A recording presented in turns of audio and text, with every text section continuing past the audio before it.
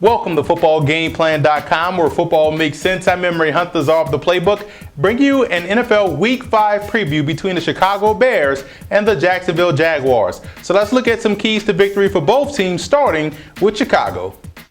When I look at the Bears, I look at their defense versus the Jaguars offense. I really believe the linebackers will have to play a huge role in this ball game. Guys like Nick Roach, Brian Urlacher, Lance Briggs, they did a great job last week versus Dallas, but this is a different animal. This is a team that's run heavy, short to intermediate passing game, which falls right on the shoulders of those linebackers. So they're going to have to do a great job of rallying up and making a tackle at the line of scrimmage, attacking downhill in the running game, off tackle running. They got to stop that. They also have to protect themselves from the short to intermediate routes that the receivers love to run, and also Mercedes Lewis. So if they can do that, they can have a chance.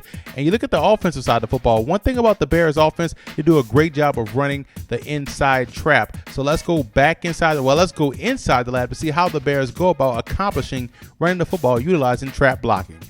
The Bears do a great job of trapping the defensive tackle of an opposing defense with the quick trap. We like to call it 24 trap, and it's really the way they get that inside running game going with Matt Forte or Michael Bush. So let's just show you what a 24 trap looks like. When we say 24, 2 back, 4 hole, we're trapping this hole right here, so we're trapping this guy right there who wants to get upfield. This is his responsibility. He wants to get here. So how we're going to block this and how you trap the defensive tackle, play side guard is going to go up and get the middle linebacker, leaving him alone.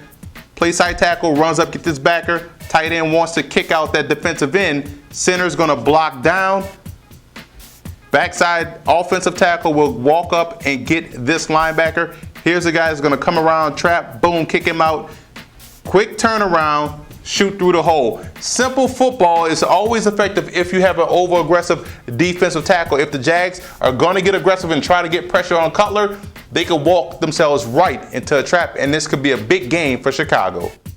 Now let's talk about the Jaguars. You look at the running game. Honestly, that's where they have to win this matchup. They got to run versus that cover 2. They got to make those guys like Julius Peppers, like Adonijay. Got to make those guys want to be run defenders. That only opens things up for play action passing, getting the ball downfield to Lauren Robinson and also Justin Blackman. And the offensive line has to step up huge this week. If they can protect Blaine Gabbert, give him a clean pocket, he can complete passes and keep this offense on pace moving down the field. Now defensively, it's all about getting after Jay Cutler. So let's go back inside the lineup, see how the Jaguars can get pressure on Jay Cutler.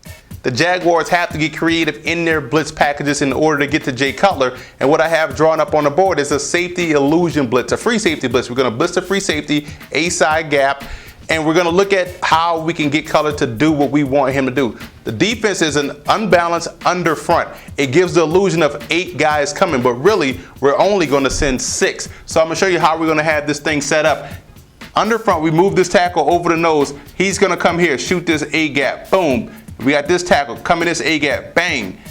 Defensive end is going to stay here, giving the illusion that he's coming, but really he has that running back man on man because we're sending this weak side backer here. Manned up on the corners. Strong safety is going to walk down like he's blitzing, but really he has this guy, he has the tight end man on man. So this is his guy right here.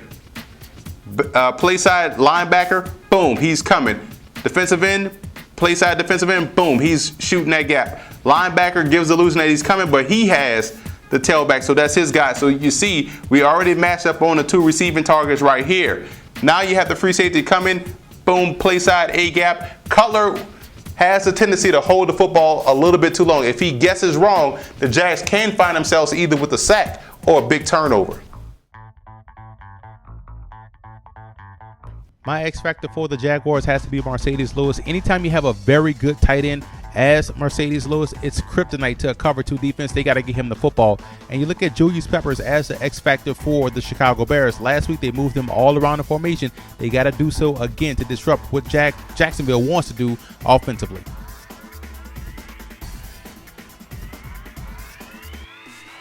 Let's look at the personnel breakdown in this ball game. The Jags have some talent. It's just scattered amongst the offense, and there's back heavy on the defense, linebackers and secondary. But if they're going to win this ball game, they got to make sure the offensive line comes to play down in, down out.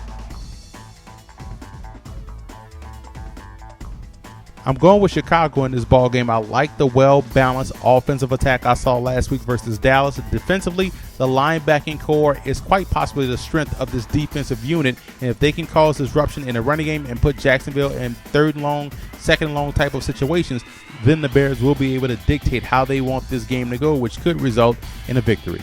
I also want to give a huge shout out to Bears fans and also Jacksonville Jaguar fan forums for always showing football game plan support.